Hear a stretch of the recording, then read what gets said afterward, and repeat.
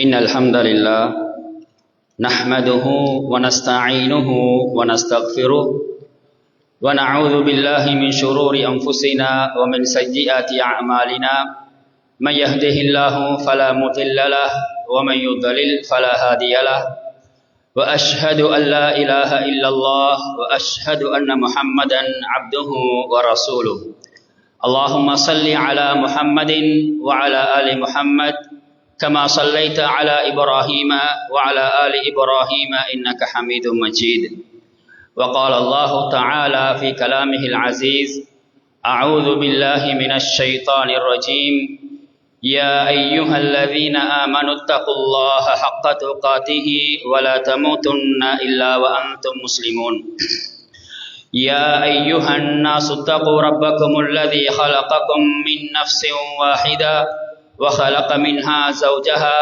وبث منهما رجالا كثيرا ونساء واتقوا الله الذي تساءلون به والأرحام إن الله كان عليكم رقيبا يا أيها الذين آمنوا اتقوا الله وقولوا قولا سديدا يصلح لكم أعمالكم ويغفر لكم ذنوبكم ومن يطع الله ورسوله فقد فاز فوزا عظيما أما بعد فإن أصدق الحديث كلام الله وخير الهدي هدي محمد صلى الله عليه وسلم وشر الأمور محدثاتها وكل محدثة بدعة وكل بدعة ضلالة وكل ضلالة في النار. இந்த உலகத்தை படைத்து பரிபாலிக்கின்ற ரப்புல் ஆலமீன் அல்லாஹுக்கே எல்லா புகழும் அல்ஹம்துலில்லாஹ். வார்த்தைகளில் உண்மையானது அல்லாஹுடைய வார்த்தையான திருக்குர்ஆன் என்றும், வழிகாட்டல்களில் சிறந்தது பெருமானார் ஸல்லல்லாஹு அலைஹி வஸல்லம் அவர்கள் காட்டிவிட்டு சென்ற வழிகாட்டல் என்றும், விடயங்களில் மிக மோசமானது மார்க்கத்தின் பெயரில் புதிதாக உருவாக்கப்படுகின்றவைகள், மார்க்கம் என்ற பெயரில் புதிதாக உருவாக்கப்படுகின்றவைகள் அனைத்தும் பித்அத்துக்கள், பித்அத்துக்கள் அனைத்தும் வழிகேடுகள் அனைத்தும் நரகின்பால் கொண்டு சேர்க்கும் என்ற ஒவ்வொரு ஹுதுபாக்களிலும் நபிகளார் ஸல்லல்லாஹு அலைஹி வஸல்லம் அவர்கள் ஞாபகமூட்டக்கூடிய ஹதீஸை நானும் ஞாபகமூட்டியவனாக இன்றைய ஹுதுபாவை ஆரம்பம் செய்கின்றேன். அன்பார்ந்த இஸ்லாமிய உறவுகளே, அல்லாஹ்வின் நல்லடியார்களே, தினங்களில் சிறந்த தினமான ஜுமுஆவுடைய தினத்திலே நம்முடைய வேலைகளை எல்லாம் அவசரமாக முடித்துவிட்டு ஷைத்தானோட நிறைய போராடி இன்றைக்கு நானும் நீங்களும் ஜும்ஆவுக்கு நேரத்தோடு வந்திருக்கிறோம். அல்ஹம்துலில்லாஹ். இந்த பழக்கம் இன்றைக்கு மட்டும் இருந்துடாம நம்முடைய இறுதி மூச்சு வரைக்கும், கடைசி வரைக்கும், என்ன பிஸியானாலும், என்ன வேலை என்றாலும், ஷைத்தான் எவ்வளவுதான் சூழ்ச்சி செஞ்சாலும் ஜும்மாவுக்கு நான் நேரத்தோட வருவேன் என்ற உறுதி எனக்கும் உங்களுக்கும் கட்டாயமாகிக்கணும். ஏனென்றால் இன்றைக்கு நாங்கள் வாழ்கிற உலகம் என்பது பிஸியான உலகம்.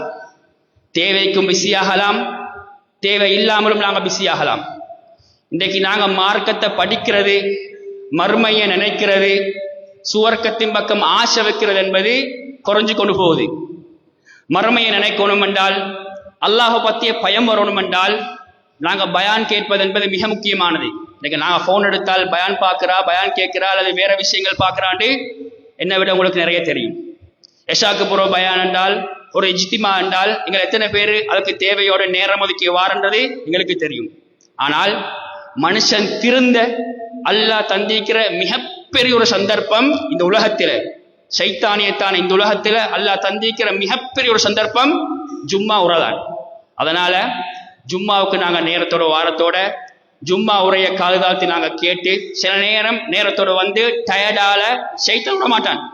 நேரத்தோட வந்தாலும் ஜும்மால பேசப்படுற விஷயத்தை ஷைத்தான் கேட்க விட மாட்டான். என்ன செய்வான்?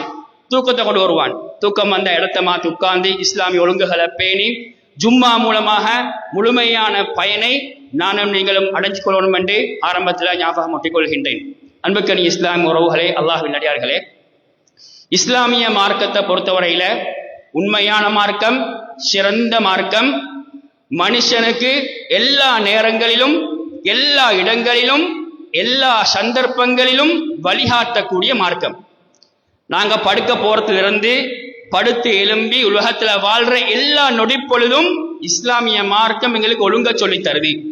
நாங்க நடந்தால் எப்படி நடக்கணும், செருப்பு போட்டா எப்படி செருப்பு போடணும், வாகனத்தில் எப்படி போகணும், வியாபாரம் எப்படி செய்யணும், குடும்ப வாழ்க்கை எப்படி இருக்கணும், பிரச்சனை வந்தால் பிரச்சனைக்கு ஏன்னா தீர்வு, இப்படி எல்லாம் எல்லா விஷயங்களுக்கும் இஸ்லாமிய மார்க்கம் குர்ஆனும் சுன்னாவும் வழிகாட்டுவதை பார்க்கின்றோம். அந்த அடிப்படையில இன்றைய ஜும்மால இந்த உலகத்துல நாங்க வாழ்ற நேரத்தில சந்தோஷமாக நிம்மதியாக சுகத்தோட ஆரோக்கியத்தோட வாழ்றதுக்கு இஸ்லாம் காட்டி தருகின்ற வழிகாட்டல்கள் என்ன, இஸ்லாம் காட்டி தருகின்ற ஒழுங்குகள் என்ன என்பதை சுருக்கமாக நாங்க பார்ப்போம். அன்புக்கு இஸ்லாம் உறவுகளே, இன்றைக்கு உலகத்துல நானும் வாழ்ற நீங்களும் வாழ்ற நேரத்துல மனுஷனுக்கு எந்த தேவை இருந்தாலும் பிரச்சனை இல்லை. மனுஷனுக்கு இருக்கிற மிக முக்கியமான அத்தியாவசியமான தேவை நோய் இல்லாம வாழணும். எவ்வளவுதான் நாங்க சம்பாதிச்சாலும், எவ்வளவு உலகத்துல நாங்க அடைஞ்சாலும், இன்னைக்கு மனுஷன் தீக்கிற குடிசையில வாழ்ற ஒரு ஏழைக்கும் கோடியில வாழ்ற ஒரு பணக்காரனுக்கும் மனசில் இருக்கிற ஒரு தேவை நாண்டால் என்ன இருந்தாலும் பிரச்சனை இல்லை, நோய் இல்லாம சந்தோஷமாக ஆரோக்கியமாக வாழணும். அன்புக்கு இஸ்லாம் உறவுகளே, இதெல்லாம் நாங்க நிறைய பார்க்கிறோம். இன்றைக்கு ஒரு மனுஷனுக்கு நோய் வந்துட்டால் சந்தோஷமாக இந்த மனுஷன் நிம்மதியாக அனைத்து எல்லாரோட கழிச்சு கொண்டு இந்த மனுஷனுக்கு திடீரென்று ஒரு நோய் வந்துட்டால் அந்த மனுஷன் ஸ்டைலே மாறுது. சல்லி சம்பாதிச்சு வச்சுப்பாரு, ஆனா அந்த நோய்க்கு நிவாரணத்துக்காக வேண்டி மருந்துக்காக வேண்டி கடனாகக்கூடிய அளவுக்கு ரோட்டுக்கு வரக்கூடிய அளவுக்கு இன்றைக்கு மனுஷனுக்கு நோய் என்பது ஒரு சோதனை. சில நேரம் அல்லாஹ் ஒரு சோதனையாக தருவான், சில நேரம் அல்லாஹ் ஒரு தண்டனையாக கூட தரலாம். அன்புக்கு இஸ்லாம் உறவுகளே, நபிகளார் ஸல்லல்லாஹு அலைஹி வஸல்லம் சொன்னாங்க, நிஅமதான் மக்பூனுன் ஃபீஹிமா கஸீரும் மினன் நாஸ். இந்த ஹதீஸ் எனக்கும் உங்களுக்கும் அடிக்கொருக்கா ஆரோக்கியமாக நாங்க வாழ்றென்றால், பிஸி இல்லாம நாங்க ரிலாக்ஸாக இந்த உலகத்துல நாங்க வாழ்றோம் என்றால், எனக்கும் உங்களுக்கும் சொல்லித் தருகின்ற மிக முக்கியமான ஹதீஸ், அல்லாஹு தஆலா இந்த உலகத்தில எங்களுக்கு 2 நிஅமத்துக்களை தந்திருக்கிறான், 2 அருட்கொடைகளை தந்திருக்கிறான். ஆனால் அந்த அருட்கொடைகளை பத்தி நாங்க கணக்கெடுக்கிறதே கிடையாது, அதை பத்தி நாங்க யோசிக்கிறதே கிடையாது. ரசூலுல்லாஹ் சொல்லிட்டு சொன்னாங்க, அஸ்ஸிஹ்ஹத்து வல் ஃபராக். ஒரு மனுஷனுக்கு இந்த உலகத்தில நோய் இல்லாம சந்தோஷமாக ஆரோக்கியமாக வாழ்றான் என்றால் அது அல்லாஹ்வுடைய மிகப்பெரிய கிஃப்ட், அல்லாஹ்வுடைய மிகப்பெரிய நிஅமத்து. ஒரு மனுஷன் இந்த உலகத்தில் அவனோட வேலையை செஞ்சு கொண்டு பிஸி என்றால் வேலை பிஸி அப்படி என்று இல்லாம அவனுக்கு ஓய்வு நேரம் கிடைக்கிறேன் இருந்தால் இது அல்லாஹ் அவனுக்கு கொடுத்திருக்கிற நிஅமத்து.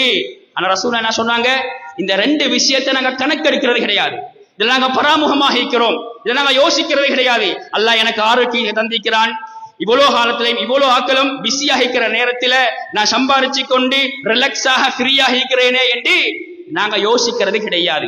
அன்புக்கு இஸ்லாம் உறவுகளே, அல்லாஹ் நடிகாலே, இந்த உலகத்துல வாழ்ற நேரத்துல மனுஷனுக்கு ஆரோக்கியம் என்பது, சுகமான ஹெல்தியான லைஃப் என்பது மிக முக்கியமான ஒரு அம்சம் என்பதை நாங்க தெளிவாக புரிஞ்சு வச்சுக்கிறோம். அதனாலதான் நாங்க பார்க்கிறோம், வசதி உள்ளாக்கள் என்ன செய்யறாங்க என்றால், ஒரு வயசு வந்துட்டால் காலையில சுபோக தொழுவிட்டு காலை சாப்பாட்டெல்லாம் தின்னுட்டு ரோட்ல ஓடுறத நாங்க பார்க்கலாம், நடக்கிறத பார்க்கலாம், பீச்சுக்கு போய் நடக்கிறதுல பார்க்கலாம். ஏன்?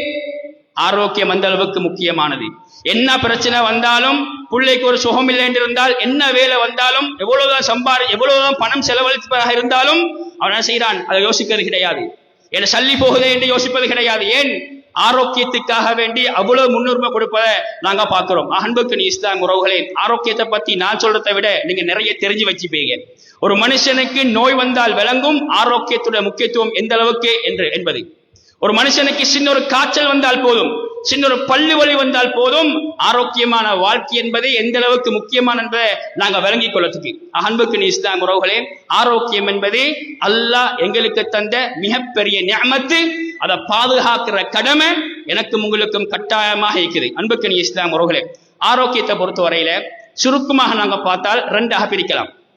ஒன்று உடம்போட சம்பந்தப்பட்ட ஆரோக்கியம், 2வது உள்ளத்தோட சம்பந்தப்பட்ட ஆரோக்கியம். இன்னும் தெளிவாக சொல்ல போனால், உடம்புல ஏற்படுகின்ற நோய் அல்லது உள்ளத்தோட ஏற்படுகின்ற நோய்.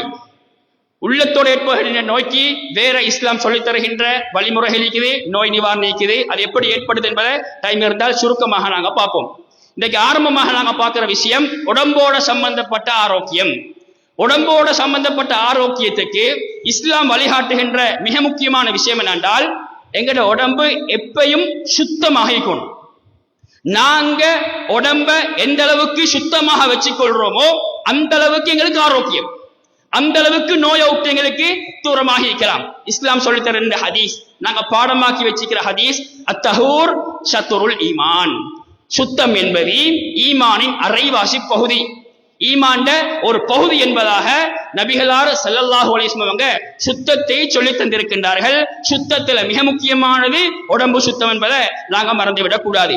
அல்லாஹு தஆலா குர்ஆன்ல எப்படி சொல்கின்றான், யா அய்யுஹன் நாஸ், மக்களே என்று அல்லாஹு தஆலா அழைத்து விட்டு சொல்கின்றான், குலு மிம்மா ஃபில் அர்தி ஹலாலன் தய்யிபா.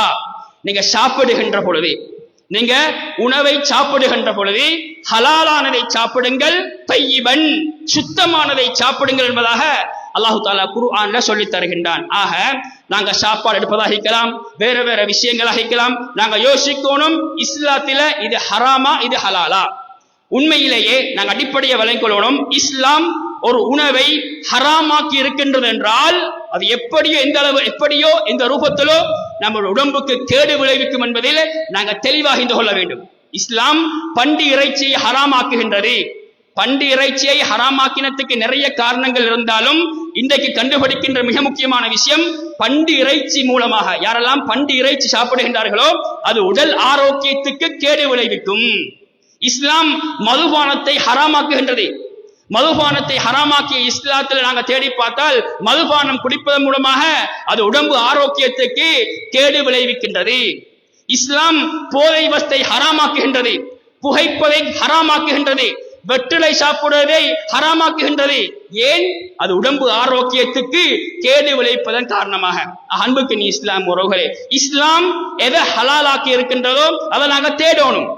இஸ்லாம் எதை ஹராமாக்கி வைத்திருக்கின்றதோ அதை சின்னளவு ஹராமாக இருந்தாலும் சரி நாங்க அதை விட்டு தூரமாகதான் ஈமானுக்குரிய அடையாளம். எங்களோட உடம்பு ஆரோக்கியத்துக்கு பாதுகாப்பு என்பதை நாங்க புரிந்து கொள்ள வேண்டும். தையிபன், நாங்க சாப்பிடுகின்ற பொழுது நாங்க சுத்தமானதை சாப்பிட வேண்டும்.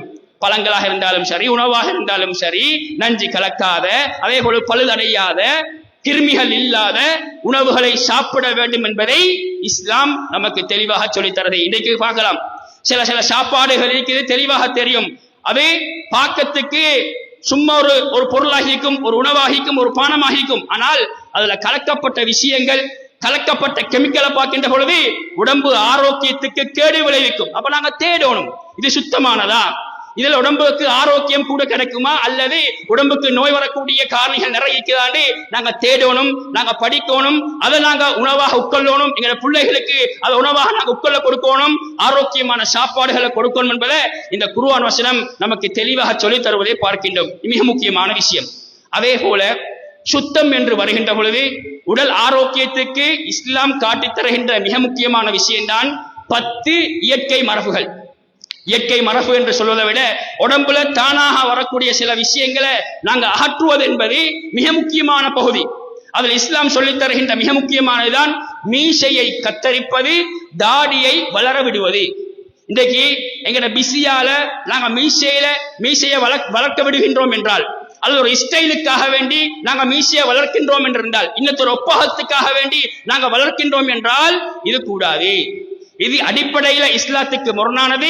இரண்டாவது, உடம்பு ஆரோக்கியத்துக்கு இது கேடு விளைவிக்க கூடாது என்பதை நாங்க தெளிவாக புரிந்து கொள்ள வேண்டும். இன்னைக்கு மாஷா அல்லாஹ் வெள்ளிக்கிழமை வந்துட்டால் மீசையை வெட்டி கொண்டு நாங்க வருகின்றோம். அதே போலதான் இன்னும் ஒரு முக்கியமான விஷயம், நகங்களை வெட்டுவது என்பது. அதே போல அக்குள்ள வரக்கூடிய மயிர்களை அகற்றுவது என்பது மிக முக்கியமான விஷயம். உடம்பு ஆரோக்கியத்துக்கு வழிகாட்டக்கூடிய பகுதிகள். இன்னைக்கு பெரியாக்களுக்கு இந்த விஷயங்கள் தெரியும், சின்ன வயசுல சில நேரம் படிச்சிருப்பாங்க. ஆனால் வளர்ந்து வரக்கூடிய பிள்ளைகளுக்கும் இந்த விஷயத்தை நாங்க கட்டாயமாக சொல்லிக் கொடுக்க வேண்டும். இன்றைக்கு பிள்ளைகள்ட்ட நகத்தை பார்த்து சொன்னால் நகம் அந்த அளவுக்கு வளர்ந்திருக்கும், நகத்துக்குள்ள நிறைய ஊத்தைகள் இருக்கும், சாப்பிட முடியாது, பார்க்க முடியாத அளவுக்கு இருக்கும். ஆனால் பேரண்ட்ஸ்மாருக்கு அதை பார்க்கறதுக்கு டைம் இல்ல. பேரண்ட்ஸ்மாருக்கு பிள்ளைகளோட ஆரோக்கிய விஷயத்தை பார்க்கறதுக்கு டைம் இல்ல. பிள்ளைகளோட அதே போல உடுப்புகளை பார்த்தேன்னு சொன்னால் உடுப்புகள்ல ஊத்த பட்டிக்கும், உடுப்புகளை அசுத்தங்கள் பட்டிக்கும், இதை பார்க்கறதுங்களுக்கு நேரம் இல்லை. ஆனால் வெளிக்கு வார நேரத்துல, ஒரு ஃபங்க்ஷனுக்கு வார நேரத்துல, ஒரு கல்யாண வீட்டுக்கு வார நேரத்துல நாங்க நீட்டா உடுத்து கொண்டு வார, ஆனா வீட்டுக்குள்ள வீட்டு சூழலை பார்க்கின்ற பொழுது நாங்க அசுத்தத்தோடு இருப்போமாக இருந்தால் இது உடல் ஆரோக்கியத்துக்கு கேடு விளைவிக்கக்கூடிய அம்சம் என்பதை புரிந்து கொள்ள வேண்டும். அதுல இஸ்லாம் அடிப்படையாக சொல்லித்தர இந்த விஷயம்தான் ஃபித்ரா என்று சொல்லப்படுகின்ற அந்த உடம்புல தானாக வளரக்கூடிய அந்த பகுதிகளை நாங்கள் அகற்றுவது என்பது, அதுல மீசையை கத்தரிப்பது, தாடியை வளர விடுவது, இது இஸ்லாம் சொல்லித்தருகின்ற மிக முக்கியமான அம்சங்கள். அதே போல நகங்களை வெட்டுவது என்பது, அதே போல அக்குள் முடிகளை நாங்கள் அகற்றுவது என்பது இது எங்கள்கிட்ட வரக்கூடிய மிக முக்கியமான பழக்கம். சின்ன பிள்ளைகளுக்கு, அதாவது பருவ வயதை அடைந்த பிள்ளைகளுக்கு இப்படியான விஷயங்களை நாங்கள் கட்டாயமாக கற்றுக் கொடுக்க வேண்டும். நிறைய பேருக்கு தெரியாது நகம் வெட்டணும், அது சுண்ணாவான்னு நிறைய பேருக்கு தெரியாது. இன்னைக்கு பொம்பளை பிள்ளைகள் நகத்தை வளர்க்கிறாங்க, இஸ்டேலுக்காக வேண்டி வளர்க்கிறாங்க, வேற நோக்கங்களுக்காக வேண்டி வளர்க்கிறாங்க. உமாக்கு தெரியும், பாப்பாக்கு தெரியும் நகம் வளர்க்க கூடாது என்று சொல்லி, நகத்தை வெட்டணும் என்று சொல்லி, ஆனா சொல்லிக் கொடுக்க எங்களுக்கு நேரம் இல்ல, சொல்லிக் கொடுக்க நாங்க பயப்படுகின்றோம். இப்படி இது விடக்கூடாது. பிள்ளைகளுக்கு என்ன விஷயமாக இருந்தாலும் வெக்கப்படக்கூடாது. பருவ வயதை அடைந்த ஆணாக இருந்தாலும் சரி, பெண்ணாக இருந்தாலும் சரி, அந்தந்த விஷயங்கள் அந்தந்த நேரத்துக்கு நடக்கணும் என்பதை கட்டாயமாக நாங்க பிள்ளைகளுக்கு எத்தி வைக்க வேண்டும். குறைஞ்சது கிழமையில ஒரு நாள் இந்த சுத்தமான விஷயங்களை நாங்க பேணுவோமாக இருந்தால் இது உடம்பு ஆரோக்கியத்துக்கு வழிகாட்டும் என்பதை நாங்க புரிந்து கொள்ள வேண்டும். அதே போலதான் சுத்தம் என்று வருகின்ற பொழுது இஸ்லாம் காட்டித் தருகின்ற மிக முக்கியமான அம்சம் மிஸ்வாக், எங்கட வாயை சுத்தம் செய்வது என்பது. இன்றைக்கு மிஸ்வாக்கு நாங்க சில நேரம் தவறாக நாங்க புரிஞ்சிக்கலாம், அல்லது மிஸ்வாக் என்பது இன்னொரு சாராருக்கு குறிப்பிட்ட ஒரு பழக்கம் என்று நாங்க தவறாக விளங்கிவிடக் கூடாது. நபிகளார் ஸல்லல்லாஹு அலைஹி வஸல்லம் சொன்னாங்க, லௌலா அன் அஷுக்க அலா உம்மதி, என்ற உம்மத்துக்கு கஷ்டம் என்று இல்லை என்றிருந்தால் நான் ஒவ்வொரு தொழுகையிலும் அல்லது ஒவ்வொரு வுதுவிலும் பல்லை சுத்தம் செய்வதை, மிஸ்வாக் பண்ணுவதை நான் கட்டாயப்படுத்தி இருப்பேன் என்பதாக நபிகளார் ஸல்லல்லாஹு அலைஹி வஸல்லம் சொன்ன ஹதீஸ் எங்களுக்கு தெரியும். இப்ப நாங்க யோசிக்கணும், எங்களை எத்தனை பேரு இந்த விஷயத்துல கவனம் எடுத்து இந்த சுண்ணாவை நாங்க செய்யறோம் என்பது இல்ல. இன்றைக்கு சாக்குள்ள ஒரு மிஸ்வாக் குச்சியை போட்டுட்டால் நாங்க அதை ஒரு கேவலமாக பார்க்கிறோம். அப்படியான உலகத்துல நாங்க வாழ்ந்து கொண்டிருக்கிறது. இன்னைக்கு நாங்க சாக்குல ஒரு மிஸ்வாக் குச்சியை வச்சிட்டால், அல்லது ஒருத்தர் ஒரு பிரஷ பள்ளியில கொண்டு வச்சிட்டால் நாங்க அதை வேற மாதிரி பார்க்கிறோம். இது சுண்ணா. இந்த சுண்ணாவை நாங்க விளங்கணும், அதை நாங்க ஆர்வமூட்ட வேண்டும். அன்புக்கு இஸ்லாம் உறவுகளே, இப்படியான விஷயங்களை நாங்க பேணி பாதுகாக்கின்ற பொழுது இது உடம்பு ஆரோக்கியத்துக்கு வழிவகுக்கும் என்பதை நாங்க தெளிவாக புரிந்து கொள்ள வேண்டும். அதே போலதான் மிக முக்கியமாக இஸ்லாம் சொல்லித் தருகின்ற சுத்தத்தோடு சம்பந்தப்பட்ட விஷயம்தான் சிறுநீரை சுத்தம் செய்வது என்பது. இன்னைக்கு மாஷா அல்லாஹ் நாங்க இஸ்லாத்துல அடிப்படையை விளங்கி நாங்க எங்க போனாலும் சிறுநீரை சுத்தம் செய்யணும். சில நேரம் சில பேரண்ட்ஸ் மாதிரி பயணங்கள் போய்விட்டால், சில இடங்கள்ல பிள்ளைகளுக்கு சிறுநீர் வந்துட்டு என்று சொன்னால் சும்மா வாகனத்தை திறந்து சிறுநீரை கழிச்சிட்டு வச்சுட்டு வருது, சுத்தம் செய்யறது கிடையாது. எங்களோட வாழ்க்கையில சில நேரம் அப்படி இருக்கலாம், நாங்க அப்படி பழகிவிடக் கூடாது. பிள்ளைகள் எங்க இருந்தாலும் எந்த சந்தர்ப்பத்தில் இருந்தாலும் சிறுநீர் கழித்தால் அதை தண்ணீரால் சுத்தம் செய்யக்கூடிய பழக்கத்தை நாங்க அவங்களுக்கு காட்டி கொடுக்க வேண்டும். தர்ம சங்கடம், எங்களுக்கு நேரம் இல்லை, எங்களுக்கு டைம் இல்லை, எங்களுக்கு தண்ணி இல்லை என்று சொல்லி நாங்க காரணம் காட்டிவிடக் கூடாது. அன்புக்கு இஸ்லாம் ஒருவர்களே, இது இஸ்லாம் ஆரோக்கியத்துக்கு காட்டுகின்ற, உடல் சுத்தத்துக்கு காட்டுகின்ற மிக முக்கியமான வழிமுறை என்பதை புரிந்து கொள்ள வேண்டும். அதே போலதான் வுது செய்வது என்பது. இன்னைக்கு நாங்க வுதுவை எப்படி நினைச்சு கொண்டிருக்கிறோம் என்றால், தொழுகைக்கு மட்டும்தான் வுதுவை நினைச்சு கொண்டிருக்கிறோம். அப்படி கிடையாது. இஸ்லாமிய மார்க்கத்தை பொறுத்தவரையில ஒருவன் வாழ்கின்ற ஒவ்வொரு நேரமும் வுதுவோடு இருக்க வேண்டும். நாங்க வுதுவோடு இருக்கின்ற நிலைமையில எங்களுக்கு மௌத்து வந்து விட்டால் நாளைக்கு மறுமையில குர்ரன் முஹஜ்ஜலீன மின் ஆசாரில் வுது, நபி அவர்கள் சொன்னார்கள், நாங்க வுது எடுத்த நிலைமையில எங்களோட ரூஹ் பிரியப்படுகின்ற பொழுது எங்களுக்கு மௌத்து வந்துட்டால் நாளை மறுமையில வுதுவுடைய உறுப்புகள் பலபலத்தவர்களாக மினுமினுங்கியவர்களாக அல்லாஹு தஆலா எங்களை எழுப்புவான் என்ற ஹதீஸை நாங்க உள்ளத்தில் ஆழமாக பதிய வச்சுக் கொள்ள வேண்டும். அன்புக்கு இஸ்லாம் உறவுகளே, வுது என்பது உடல் சுத்தத்துக்கு வழிகாட்டக்கூடிய மிக முக்கியமான அம்சம். நாங்க ஒரு பயணம் போறோம் என்றால் போனை பேச எடுத்துக்கொண்டு எப்படி அலர்ட்டாக நாங்க பயணம் போறோமோ அதை போல நாங்க யோசிக்கணும், நாங்க வுது எடுத்துக்கொண்டு பயணம் போறோம் இல்லையாண்டு. யாருக்கும் தெரியும் இந்த இடத்துல மௌத்து வரும் என்று சொல்லி. தூங்க போற நேரத்தில் இஸ்லாம் காட்டுகின்ற மிக முக்கியமான சுன்னா வுது எடுத்துக்கொண்டு தூங்க வேண்டும். ஏன்? தூக்கம் என்பது மௌத்து. அப்ப மௌத்துக்கு முன்னால நாங்க வுது எடுப்பது என்பது இஸ்லாம் காட்டி தருகின்ற மிக முக்கியமான அம்சம். தொழுகைக்கு மட்டும் கிடையாது, பள்ளிக்கு வார நேரத்துல மட்டும் கிடையாது, எல்லா சந்தர்ப்பங்களும். ஆபீஸுக்கு வேலைக்கு போறோமா, அல்லது நாங்க பாடசாலைக்கு போறோமா, பிள்ளைகளுக்கு சொல்ல வேண்டும். ஒரு பயணம் போறோமா, எங்க போனாலும் எந்த சந்தர்ப்பத்திலும் வுதுவோடு இருக்கக்கூடிய பழக்கம் என்னிடத்திலும் உங்களிடத்திலும் கட்டாயமாக இருக்க வேண்டும். மிக முக்கியமான ஒரு சுன்னா, நிறைய நன்மைகளை தரக்கூடிய சுன்னா, உடலை சுத்தமாக வைத்துக் கொள்ளக்கூடிய ஒரு சுன்னா, உடல் ஆரோக்கியத்துக்கு வழிகாட்டக்கூடிய மிக முக்கியமான அம்சம் என்பதை நான் நீங்களும் புரிந்து கொள்ள வேண்டும். மிக சின்ன சின்ன விஷயங்கள். இன்னைக்கு நான் நினைச்சுக்கோ நிற்கிறோம் சின்ன விஷயங்கள் தானே என்று நாங்கள் அதில் கணக்கில்லாம இருக்கிறோம். ஆனால் நிறைய சிறப்புகள், நிறைய நன்மைகள் உலகத்திலும் இருக்குது, மறுமையிலும் இருக்கும் என்பதை நாங்கள் மறந்துவிடக் கூடாது. அன்புக்கு நீ இஸ்லாம் உறவுகளே, ஆகவே உடல் ஆரோக்கியத்துக்கு வழிகாட்டக்கூடிய மிக முக்கியமான அம்சம் சுத்தம் என்பதை நாங்கள் பார்த்தோம். ஒன்று உடம்பு சுத்தம், இரண்டாவது மிக முக்கியமான பகுதி எங்களோட சூழல் சுத்தம். எங்களோட ஊடாகிக்கலாம், நாங்க வேலை செய்யக்கூடிய இடமாகிக்கலாம், நாங்க வாழக்கூடிய இடமாகிக்கலாம், இந்த சூழல் சுத்தம் என்பது மிக முக்கியமான அம்சம். அன்புக்கு நீ இஸ்லாம் உறவுகளே, சூழல்ல மிக முக்கியமான இடம் எங்களோட ஊடு. கட்டாயமாக மனைவிமாருக்கு இந்த விஷயங்களை நாங்க எத்தி வைக்க வேண்டும். இன்றைக்கு எப்படி என்றால், வீட்டுக்கு ஒரு விசிட்டர்ஸ் வருகின்ற பொழுது வீட்டை நாங்க கிளீன் பண்ணி வச்சிரோம். பாத்ரூமை கழுவுவதாய்க்கலாம், கிச்சனை நாங்க ரெடி பண்றதாய்க்கலாம், சுத்தம் செய்வதாய்க்கலாம், இதெல்லாம் செய்யறோம். ஆனால் சும்மா இருக்கிற நேரத்தில் கிச்சனை எடுக்க முடியாது, பாத்ரூம்ல நாத்தம் தாங்க முடியாது. இஸ்லாம் இப்படி வழிகாட்டுவது கிடையாது. சூழல் சுத்தம் என்பது மிக முக்கியமானது. ஆரோக்கியத்துக்கு வழிகாட்டக்கூடிய மிக முக்கியமான அம்சம் எங்களை ஊடு சுத்தமாக இருக்க வேண்டும். காலையிலையும் கூட்டுறது, திண்ட சாப்பாட்டை உடனே நாங்கள் கழுகி போடுறது, பாத்ரூமுக்கு போனால் பாத்ரூம் நாங்கள் நீட்டாக கழுகி வைக்கிறது, கிருமிகள் வராத முறையில் நாங்கள் கழுகி வைக்கிறது, இதெல்லாம் உடல் ஆரோக்கியத்துக்கு இஸ்லாம் காட்டுகின்ற மிக முக்கியமான வழிமுறை என்பதை புரிந்து கொள்ள வேண்டும். அன்புக்கு இஸ்லாம் உறவுகளே, அதே போலதான் மிக முக்கியமான பகுதி நான் ஆரம்பத்தில் சொன்னது போல எங்களோட உடுப்பு. எங்களோட உடுப்பு என்பது எங்களோட ஆரோக்கியத்துக்கு மிக முக்கியமான அம்சம்.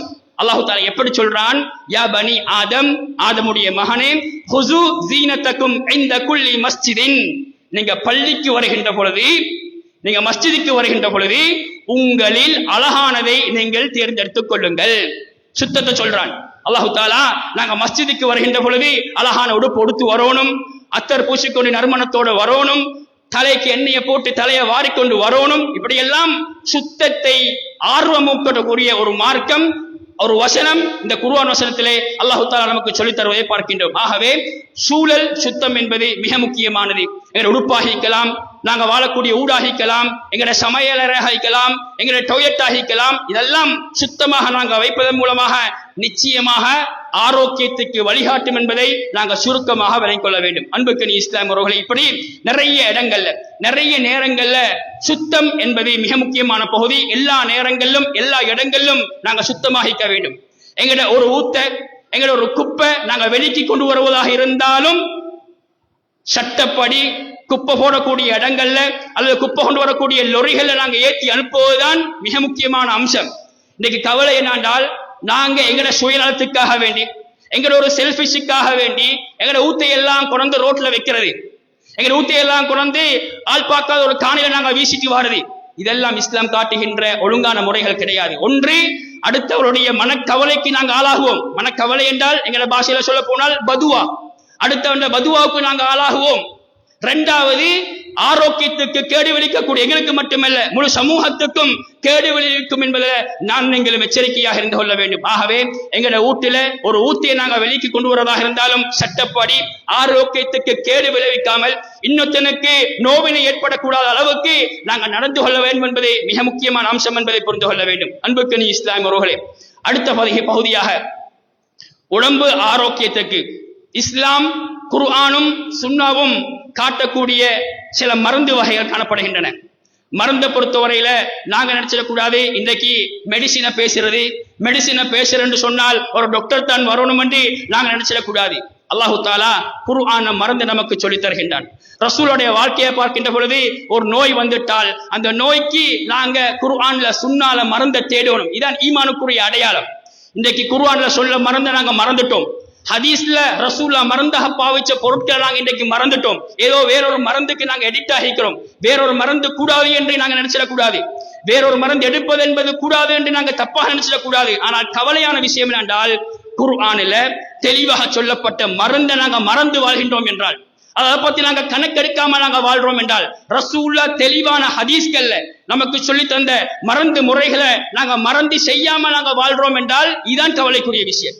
அன்புக்கு நீ இஸ்லாம் உறவுகளே, அந்த விஷயங்களையும் சுருக்கமாக நாங்கள் இன்றைக்கு பார்ப்போம். ஒவ்வொரு தலைப்பும் தனியாக எடுத்து நிறைய நேரம் பேச வேண்டிய விஷயங்கள். நேரம் இல்லாதால உங்களுக்கு சுருக்கமாக சில நேரம் தெரிஞ்சிக்கலாம். ஞாபகமூட்டலுக்காக வேண்டி ஒரு சில விஷயங்களை சொல்லித் தருகின்றேன். அன்புக்கு நீ இஸ்லாம் உறவுகளே, ஒரு நோய் என்று வந்துட்டால் இஸ்லாம் நோய்க்கு கற்றுத்தருகின்ற மிக முக்கியமான மருந்து என குர்ஆன்ல அல்லாஹ் சொல்கின்ற மருந்து என தேன். தேன் என்பது இஸ்லாம் கற்றுத்தருகின்ற மிக முக்கியமான மருந்து. இதை நான் சொல்லல, அல்லாஹ் குர்ஆன்ல தெளிவாக சொல்லுகின்றான். அல்லாஹ் தஆலா சொல்கின்ற பொழுது எப்படி சொல்கின்றான்? யஹ்ருஜு மின் புதூனிஹா ஷராபுன் முக்தலிஃபுன் அல்வானுஹு. தேனுடைய வயிற்றிலிருந்து ஒரு பானம் வெளியாகின்றது. அந்த பானம் பல நிறங்களை கொண்ட பானம். தேனுடைய வயிற்றிலிருந்து பல நிறங்களை கொண்ட பானம் வெளியாகின்றது. ஃபீஹி ஷிஃபாஉன் லின்னாஸ். அந்த தேன்ல, அந்த பானத்தில மக்களுடைய நோய்க்கு நிவாரணம் இருக்குது, மக்களுடைய நோய்க்கு மருந்து இருப்பதாக அல்லாஹ் தஆலா குர்ஆன்ல சொல்லித் தருகின்றான். அல்லாஹ் குர்ஆன்ல தெளிவாக பயன்படுத்திய ஒரு வார்த்தை தான் தேன். ஷிஃபாஉன் லின்னாஸ், மக்களுடைய நோய்க்கு மருந்து என்பதாக அல்லாஹ் தஆலா குர்ஆன்ல சொல்லித் தருகின்றான். தேனை பத்தி நிறைய நேரம் எடுத்து பேசணும். ரசூல் ஸல்லல்லாஹு அலைஹி வஸல்லம் தேனை எப்படி பயன்படுத்தினார்கள்? உணவாக பயன்படுத்தினார்கள், மருந்துக்கு பயன்படுத்தினார்கள், காயங்களுக்கு பயன்படுத்தினார்கள். இப்படி நிறைய ஹதீஸ்களை நாங்க பார்க்கிறோம், நேரம் இல்லை. அன்புக்கு நீ இஸ்லாமியர்களே, எங்களுக்கு தெரியும், எங்களுக்கு பேசிக்காக தெரியும் தேன் என்பது நோய் நிவாரணம் என்று. ஆனா நாங்க யோசிக்கணும், எங்களை எத்தனை பேர் ஒரு நோய் வருகின்ற பொழுது, பிள்ளைக்கு ஒரு காய்ச்சலாகிக்கலாம், ஒரு தடுமலாகிக்கலாம், ஒரு வலியாகிக்கலாம், வயிற்று வலியாகிக்கலாம், எங்களை எத்தனை பேர் இந்த நோய் நிவாரணத்தை செய்யற வீட்டுல, எங்களை எத்தனை பேர் வீட்டுல தேன் போத்தல் ஈக்கிறண்டு நாங்க கொஞ்சம் யோசிச்சு பார்க்கணும். அன்புக்கு நீ இஸ்லாம் உறவுகளே, நாங்க இதை மறந்து, நாங்க அடிப்படையை மறந்து, அல்லாஹ் குர்ஆன்ல சொல்ற மருந்தை நாங்க மறந்து நாங்க வாழ்றோம் என்றால் நாங்க யோசிக்கணும், நாங்க கவலைப்படணும். நாங்க கொஞ்சம் ட்ரை பண்ணி பார்க்கிறது, அல்லாஹ் சொன்ன மருந்து, இந்த மருந்துல எப்படியும் நிவாரணம் ஈக்கும். ரசூலோட ஹதீஸ்கள் நிறைய இருக்குது. ரசூலுல்லாஹ் தேனை மருந்தாக கொடுத்து நோய்க்கு நிவாரணம் வழங்கிய நிறைய சம்பவங்களை நாங்க படிச்சு வச்சுக்கிறோம். ஆகவே நாங்க யோசிக்கக்கூடிய பகுதி, எங்களை எத்தனை பேர் இதை மருந்தாக பயன்படுத்துறது என்பது. அன்புக்கு இஸ்லாம் உறவுகளே, தேன் என்பது நோய்க்கு மருந்து என்பதை நாங்க தெளிவாக புரிந்து கொள்ள வேண்டும். அடுத்து எங்களுக்குள்ள கேள்வி என்னென்றால், எவ்வளவுதான் தேன் மருந்தென்று நாங்க தெரிஞ்சிருந்தாலும் இந்த காலத்தில சுத்தமான தேனை, அதாவது பியோர் தேனை நாங்க எப்படி எடுத்துக்கொள்றது? நிறைய பேர் தேன் என்று சொல்லி கொண்டு வாராங்க, ஏமாத்துறாங்க, பொய்க்கு தான் தேனை கலந்து தாராங்க என்று சொல்லி நாங்க சில நேரம் அதை விட்டும் தூரமாகலாம். பெரும்பாலும் அப்படித்தான், நம்ப முடியாது. நிறைய நாங்க ஏமாற்றப்பட்டிருக்கலாம். சுத்தமான தேன் என்று சொல்லி கலப்படமான தேன்ல நாங்க ஏமாற்றப்பட்டிருக்கலாம். அன்புக்கு நீ இஸ்லாம் உறவுகளே, ரெண்டு விஷயத்தை புரிந்து கொள்ளணும். ஒன்று, எங்களை உள்ளத்துக்கு தான் கூலி. நாங்க சுத்தம் என்று நாங்க நினைச்சு நம்பி எடுத்து அதன் மூலமாக ஈமானோட நாங்க மருந்து செய்வோமாக இருந்தால் அல்லாஹ் அந்த நோய்க்கு நிவாரணம் தருவான். இது மிக முக்கியமான விஷயம். இரண்டாவது, இன்றைக்கு நாங்க உலகத்தில் ஒரு நோய் வந்துட்டால் அந்த நோய்க்காக வேண்டி எந்த தொங்கலுக்காவது போய் எவ்வளவு செலவழிச்சாவது நாங்க நோய்க்கு நிவாரணம் தேடுகின்றோம், நோய்க்கு மருந்து தேடுகின்றோம். ஒரு ஸ்பெஷல் டாக்டரை பிடிக்கணும் என்றால் எப்படியாவது பிடிச்சி, எப்படியாவது செலவழிச்சு நாங்க அதுக்காக வேண்டி என்ன செய்யறோம்? முயற்சி செய்யறோம். அந்த நோய்க்கு நிவாரணத்தை நாங்கள் உலகத்துல தேடுறோம். எங்களை எத்தனை பேர் தேன் என்பது ஒரு மருந்து, சுத்தமான தேனை எப்படியாவது எடுக்கணும், காட்டுக்கு சரி போய் நாங்களோட சம்பந்தப்பட்ட ஆக்களை பிடிச்சி சரி செலவழிச்சு நாங்க சுத்தமான தேனை எடுக்கணும் என்று எங்களை எத்தனை பேர் யோசிச்சேன்? எங்களை எத்தனை பேர் அதுக்காக வேண்டி முயற்சி செய்யற? ஊட்டு வரக்காட்டும் பார்த்து கொண்டிருக்கிற, வந்தாலும் யோசிக்கிற, இது சரியா, இது பிள்ளை, இதுல உண்மையான தேனீக்குமா இல்லைன்னு யோசிக்கிற. அல்லாஹ் குர்ஆன்ல சொன்ன ஒரு மருந்தை நாங்க முயற்சி செய்யாம, நாங்க தியாகம் எடுக்காம, நாங்க கஷ்டப்படாம நாங்க இருக்கின்றோம் என்றால், அடுத்தடுத்த விஷயங்களுக்கு, உலக விஷயங்களுக்கு நாங்க கஷ்டப்படுகின்றோம் என்றால் நாங்க இந்த இடத்துல கொஞ்சம் யோசிக்குவோம். அன்புக்கு நீ இஸ்லாம் உறவுகளே, நாங்க முயற்சி செஞ்சால் சுத்தமான தேனை எங்களுக்கு பெற்றுக் கொள்ளலாம். சுத்தமான நாங்க தேனை பெற்றுக்கொண்டால் நிச்சயமாக அது நோய்க்கு நிவாரணம் என்ற நம்பிக்கையோட நாங்கள் அதுக்கு மருந்து செய்கின்ற பொழுது நிச்சயமாக அல்லாஹ் தஆலா நோய்க்கு நிவாரணத்தை, மருந்தை எங்களுக்கு தருவான் என்பதில் ஈமான் இருக்க வேண்டும். இது மிக முக்கியமான விஷயம். ஆகவே தேன் என்பது நோய்க்கு நிவாரணமாக மிக முக்கியமான அம்சம் என்பதை புரிந்து கொள்ள வேண்டும். அதே போல சுருக்கமாக நான் சொல்லிக் கொண்டு போகின்றேன். இஸ்லாம் சொல்லித் தருகின்ற நோய் நிவாரணத்தில் மிக முக்கியமான பகுதிதான் ஈச்சப்பழம். ஈச்சப்பழம் என்பது நோய்க்கு நிவாரணம். அல்லாஹ் குர்ஆன்ல மரியம் அலைஹிஸ்ஸலாம் அவர்களுக்கு புள்ளைய வயிற்றில சுமந்து கொண்டிருக்கிற நேரத்துல ஈச்சப்பழம் சாப்பிடுமாறு அல்லாஹ் குர்ஆன்ல கட்டளையிடுவதை நாங்க பார்க்கிறோம். ஆகவே ஈச்சப்பழம் என்பது நோய்க்கு நிவாரணம். எங்க வீட்டுல ஈக்கணும், காலையில நாங்க சாப்பிடணும், மாலையில நாங்க சாப்பிடணும். இது நோய்க்கு நிவாரணம் என்பதை நாங்க புரிந்து கொள்ள வேண்டும். உடம்புல நோய் எதிர்ப்பு சக்தியை கூட்டக்கூடிய ஒரு பழமிக்குமாக இருந்தால் ஈச்சப்பழம் என்று இன்றைய மருத்துவம் கண்டுபிடிச்சிருக்குது. அதுல மிக முக்கியமானதுதான் அஜ்வா என்று சொல்லப்படுகின்ற ஈச்சப்பழம். அஜ்வா ஈச்சப்பழத்தை யார் காலையில் 7 ஈச்சப்பழங்களையும் காலையிலும் மாலையிலும் சாப்பிடுகின்றாரோ அவருக்கு நஞ்சு போன்ற பாதிப்புகள் உடம்புல ஏற்படாது என்பதாக நபிகளார் ஸல்லல்லாஹு அலைஹி வஸல்லம் அவங்க ஹதீஸ்ல சஹீஹாக நமக்கு சொல்லி தந்திருக்கிறார்கள். இன்றைய மருத்துவம் என்ன சொல்லுது என்றால், நாங்க சாப்பிடுகின்ற சாப்பாடு இருக்குது, அதுல ஏதோ 10 வீதமோ 5 வீதமோ சின்ன வீதமோ நஞ்சு ஈக்கும். அந்த நஞ்சு கலந்துதான் நாங்க இன்றைக்கு சாப்பாடு சாப்பிட்டு கொண்டிருக்கிறோம். என்ன சாப்பாடாக இருந்தாலும் சரி, அந்த நஞ்சை இல்லாமக்கக்கூடிய சக்தி இந்த அஜ்வா என்று சொல்லப்படுகின்ற ஈச்சப்பழத்தை ஈக்குவது என்பதாக இன்றைய மருத்துவம் கண்டுபிடிச்சு சொல்லுது. அன்புக்கு இஸ்லாம் உறவுகளே, ரசூலுடைய ஹதீஸ் ஒருபோதும் பொய்யாகாது. நாங்க ஈமானோட ஹதீஸை விளங்கி மருந்து கிடைக்கணும் என்ற நம்பிக்கையோட நாங்க சாப்பிடுவோமாக இருந்தால், குடிப்போமாக இருந்தால் நிச்சயமாக அதற்கு நிவாரணம் கிடைக்கும் என்பதில் மாற்று கருத்து கிடையாது. மிக முக்கியமான விஷயம். அதே போலதான் நிவாரணம் என்று வருகின்ற பொழுது ஜம்சம் நீர், ஜம்சம் நீர் என்பது மிக முக்கியமான நிவாரணம். இன்றைக்கு நிறைய பேர் மறந்துட்டோம். இன்னைக்கு ஹஜ் உம்ராவுக்கு போனால் அந்த எடுத்துட்டு வாங்க, இதை எடுத்துட்டு வாங்கன்னு சொல்லி நாங்க உலகத்தோடு சம்பந்தப்பட்ட விஷயங்களை தான் சொல்றோமே ஒழிய, எங்களை எத்தனை பேர் எனக்காக வேண்டி ஒரு ஜம்சம் தண்ணீர் எடுத்துட்டு வாங்க, நோய்க்கு நிவாரணம் செய்யணும், எங்களை வீட்டுல ஜம்சம் தண்ணீர் எப்ப மீட்கணும் என்று எங்களை எத்தனை பேர் நினைச்ச? அன்புக்கு இஸ்லாம் ஒருவர்களே, நாங்க இன்னைக்கு இதெல்லாம் சிறிசாக கணக்கெடுத்துட்டேன். ரசூலா ஹதீஸ்களை நாங்க மறந்துட்டேன். ஜம்சம் என்பது அற்புதமான நீர். அதுல ரசூல்லா உணவுக்காக வேண்டி, பானத்துக்காக வேண்டி, மருந்துக்காக வேண்டி நிறைய சம்பவங்கள், நிறைய ஹதீஸ்கள் காணப்படுகின்றன. ஆகவே ஜம்சம் நீர் என்பதும் மருந்து என்பதை நாங்க புரிந்து கொள்ள வேண்டும். அல்லாஹு தாலா குர்ஆன்ல அல்லாஹு தாலா நிறைய இடங்கள்ல நோய் நிவாரணத்தை சொல்கின்ற பொழுது வத்தீனி வஸ்ஸைத்தூன், அத்திப்பழமும் அதே போன்று ஜெய்தூன் பழமும் இதுவும் நோய்க்கு நிவாரணம் என்பதை நாங்கள் புரிந்து கொள்ள வேண்டும். அதே போலதான் ஹதீஸ்கள்ல பார்க்கிறோம், ஹிஜாமத் என்று சொல்லப்படுகின்ற மிக முக்கியமான நோய் நிவாரணத்துக்குரிய முறை. ஹிஜாமத் என்றால் எங்கட பாஷையில இங்கிலீஷ்ல சொல்ல போனால் கப்பின் சிஸ்டம், ரத்தத்தை குத்தி எடுப்பது என்பது. இன்னைக்கு பெரிய பெரிய விளையாட்டு வீரர்கள், பெரிய பெரியவர்கள் எல்லாம் இந்த சிஸ்டத்தை செய்யறாங்க. ஆனால் எங்கள் எத்தனை பேர் இது சுன்னா, இது ரசூலுடைய வழிமுறை, இஸ்லாம் நோய்க்கு நிவாரணத்துக்கு காட்டி தருகின்ற மிக முக்கியமான வழிமுறை என்று எங்கள் எத்தனை பேருக்கு தெரியும்? எத்தனை பேர் நாங்க செய்யறோம்? கொஞ்சம் யோசிக்கணும். அன்புக்கு இஸ்லாம் உறவுகளே, இஸ்லாம் அழகான மார்க்கம். இஸ்லாம் எல்லா விஷயங்களும் வழிகாட்டக்கூடிய மார்க்கம், ஆரோக்கியத்துக்கு வழிகாட்டக்கூடிய மார்க்கம். ஆரோக்கியத்தை தேடணும், ஆரோக்கியத்துக்கு வழிகாட்டக்கூடிய இஸ்லாம் குர்ஆனிலும் சுன்னாலும் சொல்லித் தருகின்ற விஷயங்களை தேடி அந்த அடிப்படையில் நாங்கள் வாழ்ந்து உலகத்தில் ஆரோக்கியமானவர்களாக வாழ்வதற்கும், சகோமாக சந்தோஷமாக வாழ்ந்து அமல் விஷயத்தில் எங்களுக்கு ஆரோக்கியம் டிஸ்டர்ப் ஆகி விடக்கூடாது, அமல் செய்கின்ற விஷயத்துல நோய் எங்களுக்கு தடையாக இருந்து விடக்கூடாது. ஆகவே இந்த விஷயங்களை நாங்கள் புரிஞ்சு எங்களை வாழ்க்கையில் எடுத்து நடப்பதற்கு வல்ல ரஹ்மான் எனக்கும் உங்களுக்கும் அருள் புரிவானாக. வ ஆகிர தஅவானா அனில் ஹம்துலில்லாஹி ரப்பில் ஆலமீன்.